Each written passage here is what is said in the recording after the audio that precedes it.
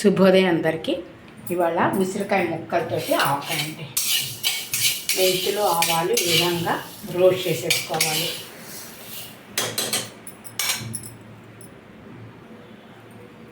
అదే కడాయిలో నూనె పోసి ఉసిరికాయలన్నీ బాగా కడిగేసి ఆరబెట్టి ముక్కల కింద చేసుకోవాలండి. ఇలాగా గింజంతా తీసేసి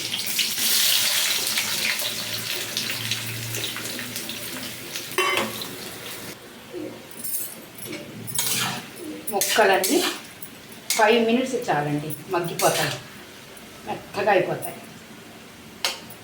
ఇలా చూసారా, ఇదిగో ఇలా అయిపోయింది.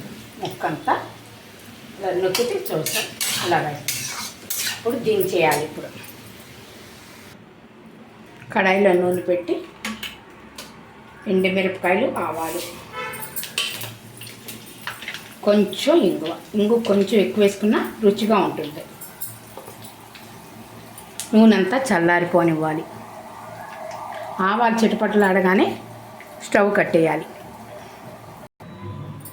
మెంతులు ఆవాలు ఈ విధంగా రోస్ట్ చేసుకున్నాం కదా, ఇది మెత్తగా పౌడర్ చేసుకోవాలి.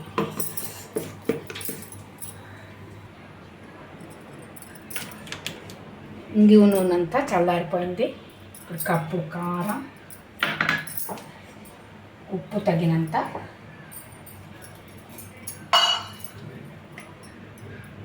పసుపు, మెంతులు ఆవాలు రోస్ట్ చేసింది, వేయించుకున్న ఉసిరికాయ ముక్కలు అన్నీ బాగా కలిపేయాలి.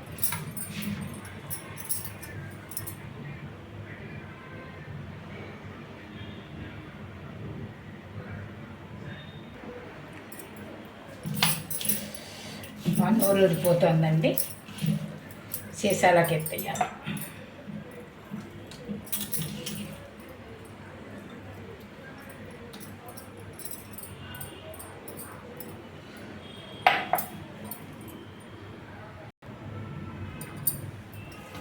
క్లైమేట్ కూడా బాగా మారిపోయింది కదా, వర్షాలు పడుతున్నాయి,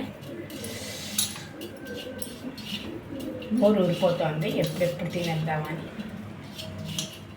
చాలా క్విక్ అండి. ఉసిరికాయ ఆరోగ్యానికి కూడా చాలా మంచిది.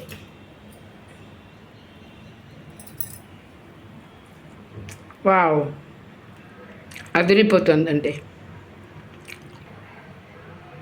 ఈ విధంగా గ్లాస్ బాటిల్స్లో పెట్టేసుకొని అంటే ఒక నెల చక్కగా తినొచ్చండి.